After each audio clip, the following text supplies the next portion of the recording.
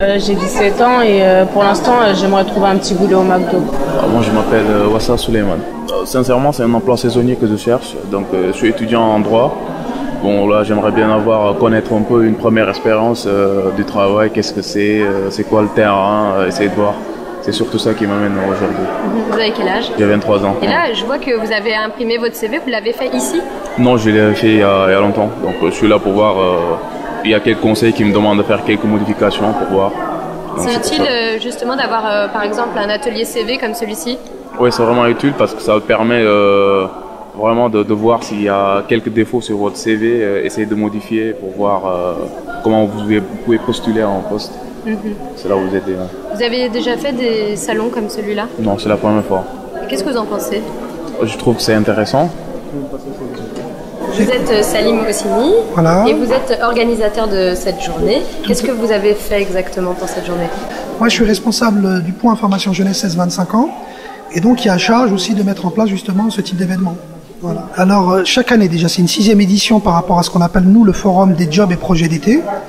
Donc, le but, c'est de canaliser, de regrouper les compétences des différents partenaires du territoire et en même temps les besoins et les demandes des jeunes sur une demi-journée, de permettre des lieux d'échange, de rencontres, en fin de compte travailler sur un réseau d'acteurs et un réseau aussi à faire profiter entre guillemets aux jeunes, parce qu'on sait très bien que vu on va dire la crise, vu la récession, vu ce qui se passe, etc., c'est très très dur en même temps de trouver un emploi, notamment dans le premier emploi. Donc c'est aussi faciliter aux jeunes dès le début, dès le premier emploi, parce qu'on a l'impression que c'est des jobs saisonniers, donc on se dit bon c'est juste un job, non. On va leur apprendre la démarche, on va leur apprendre aussi les entretiens, on va leur apprendre le CV, on va permettre à ces jeunes de rencontrer une multitude d'acteurs du territoire, du cadre de la formation, du Pôle emploi, on va dire de la mission locale, et aussi de permettre à des entreprises qui ont signé une charte du territoire ici sur le 93 de pouvoir aussi être présentes et de jouer le jeu aussi. Donc en voyant avec eux, ça veut dire qu'ici on a à disposition des micro-CV. Donc pas besoin dès le départ, etc. À charge aussi pour les entreprises avec nous de voir un gage qu'ils reçoivent une réponse dans les 15 jours. Voilà. Donc on essaye à chaque fois, chaque édition, nouvelle édition, de s'améliorer, d'être perfectible, toujours dans le seul but de répondre à un besoin de la demande des jeunes par rapport à une accessibilité du premier emploi, notamment saisonnier. On dit souvent, là on est à Villetaneuse, on dit souvent qu'il y a une discrimination pour les jeunes de Villetaneuse, de banlieue. Comment est-ce que vous positionnez par rapport à cette pensée, qui est peut-être une réalité? La discrimination, on ne l'invente pas, puisque les missions locales sont liées justement au rapport Schwartz, qui justement pointait du doigt les discriminations.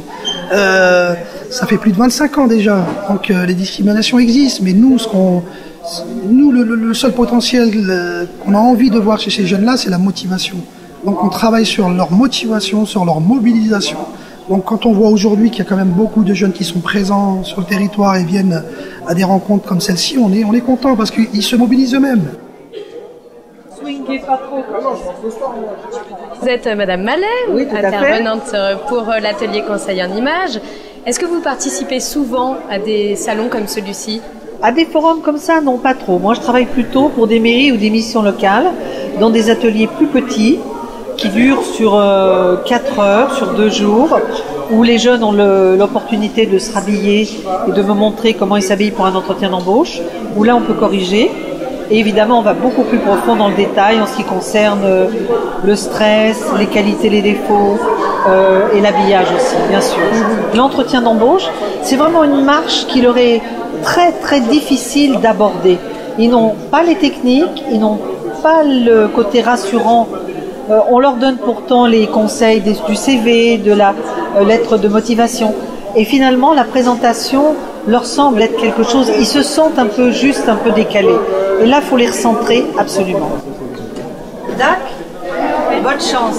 Est-ce que je peux juste vous demander ce que vous avez pensé de ce petit atelier? Est-ce que ça va vous servir? Oui, j'ai appris beaucoup de choses. C'est vrai qu'on ne se prépare pas forcément à toutes ces choses, tous les gestes, toutes ces petites attentions. Et je pense que c'est un plus pour les entretiens à venir. Je suis en compagnie de Karine Juste, maire de Villetaneuse et donc organisatrice de ce forum pour l'emploi. Est-ce que vous êtes satisfaite de cet après-midi? Oui, il y a beaucoup de jeunes participants et ça va permettre pour certains de mettre le pied à l'étrier, pour d'autres pour trouver du travail pour cet été, des petits boulots afin de financer les études et je pense que c'est une réussite. Depuis l'an dernier, on accueille de plus en plus de jeunes lors de ce forum et je pense que c'est une bonne chose. C'était important de localiser un forum comme celui-ci ici à Villetaneuse, parce qu'il y a d'autres choses dans les grandes villes comme Paris, des forums de l'emploi énormes. C'était bien aussi de faire du local. Je pense que la proximité joue aussi pour aider les jeunes aussi à aller vers plus loin, y compris au forum de l'emploi qui se tiendra au niveau de la communauté d'agglomération prochainement à Pierrefitte. C'est un outil supplémentaire et qui se superpose pas avec les autres. On dit souvent que les jeunes de banlieue, on le sait d'ailleurs, les chiffres sont mauvais. Il y a beaucoup de chômeurs en banlieue, surtout des jeunes. Est-ce que vous pensez que ça peut s'inverser? Ça dépend pas que de la collectivité à elle seule d'inverser le cours des choses. Je pense que c'est aussi des volontés politiques qui doivent s'exprimer de manière forte. Aujourd'hui, malheureusement, je pense pas que ça soit vraiment le cas parce que on ne fait pas le pari de la jeunesse. On le voit dès l'école maternelle et l'école primaire. Alors, c'est un sujet d'actualité dans beaucoup de communes où, avec nos remplacements des maîtres, ça ne permet pas de faire en sorte que les jeunes, par la suite, aient tous les bagages nécessaires pour poursuivre des études. Cela étant, j'ai bon espoir que les choses évoluent positivement. Alors, suivant le dernier recensement qui a été fait à Villetaneuse en 2006, on a plus de jeunes diplômés aujourd'hui sur le territoire communal, mais en même temps, on a aussi plus de jeunes qui sortent de l'école sans aucun diplôme. Donc, il faut faire en sorte qu'il y ait de moins en moins de jeunes qui sortent de l'école sans aucun diplôme, parce qu'avoir un diplôme, c'est quand même une porte plus ouverte vers l'emploi et un emploi pérenne par la suite, même si la conjoncture économique aujourd'hui est quand même assez pessimiste. Cela étant, sur notre territoire, il y a quand même beaucoup d'entreprises qui s'y installent. Donc c'est porteur d'avenir pour les habitants de notre territoire, en espérant que ces emplois leur soient ouverts, parce qu'aujourd'hui c'est plus des entreprises qui se délocalisent avec leurs propres salariés. On a des chartes entreprises qui sont signées. Qu'est-ce que c'est justement? C'est à l'initiative de Pleine Commune, il y a des chartes entreprises qui sont signées avec des entreprises du territoire pour prioriser les habitants du territoire sur ces entreprises-là. Donc il y a 93 chartes aujourd'hui qui sont signées.